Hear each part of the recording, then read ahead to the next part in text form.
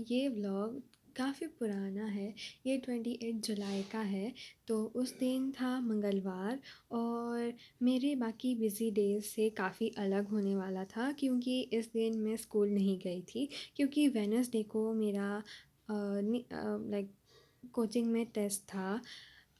If you don't know, I am preparing for NEET और उस like नी school exams and school और coaching को एक साथ मैनेज करना काफ़ी ज़्यादा हेक्टिक हो जाता है। तो कभी कभी मैं स्कूल से छुट्टी ले लेती हूँ और ज़्यादातर छुट्टी तो बस कोचिंग में टेस्ट होने के वजह से ही लेती हूँ, या फिर कहीं भी मतलब टेस्ट या हो या फिर मेरा बैकलॉग मुझे क्लियर करना रहता है तो तभी मैं लेती हूँ। तो इस बार मेरे कोचिंग में था बायोलॉजी का 100 मार्क का टेस्ट जो कि बॉट पैटर्न पे बेस्ड होने वाला था।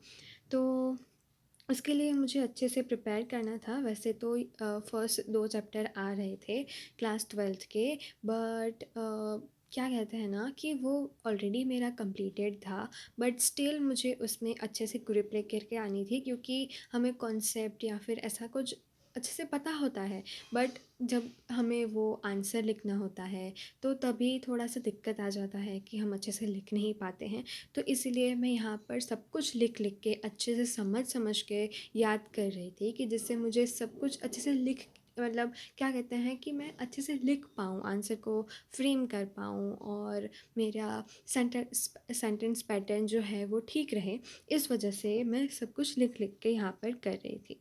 तो यहाँ पर मैं कर रही थी past year question paper solve और like I am in class 12th, so I have to prepare for NEET and my boards too. जैसे ही कोई चैप्टर कंप्लीट होता है तो वैसे ही मैं बोर्ड्स के लास्ट 10 to 15 ईयर्स, लाइक 15 तो नहीं बट 7 to 10 ईयर्स के मेरे पास लास्ट क्वेश्चन पेपर्स पड़े हैं।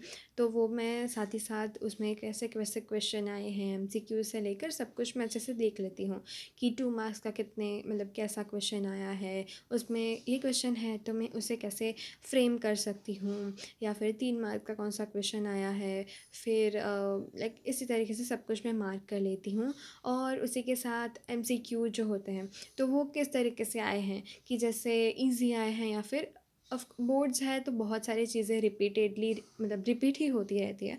तो वो सब मैं अच्छे से देख लेती हूँ, समझ लेती हूँ कि किस टॉपिक से अच्छे से ज़्यादा क्वेश्चन आ रहे हैं। और ये मैं केमिस्ट्री और बायो में अभी तक की हूँ। फिज़िक्स में अभी तक मेरे को अच्छी ग्रिप नहीं बैठी है।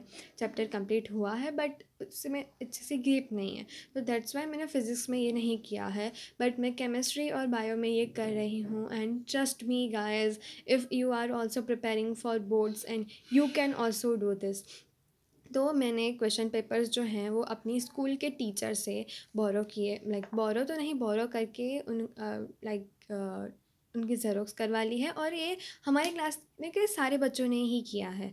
तो हम लोगों ने सारे ही पेपर्स जो अब टीचर्स हैं तो उनके पास बहुत सारे पेपर्स पड़े हुए होते हैं, तो वो उनके पास से ले लो, फिर ज़ेरोक्स करवा लो और वापस उनको रिटर्न कर दो। तो इस तरीके से हमारे पास पेपर भी हो जाएंगे और हमको ये भी पता चलता रहेगा कि कौन से चैप्टर में कौन से टॉपिक रिपीट हो रहा है। तो एटलीस्ट बोर्ड्स के लिए तो हम सिक्योर रहेंगे।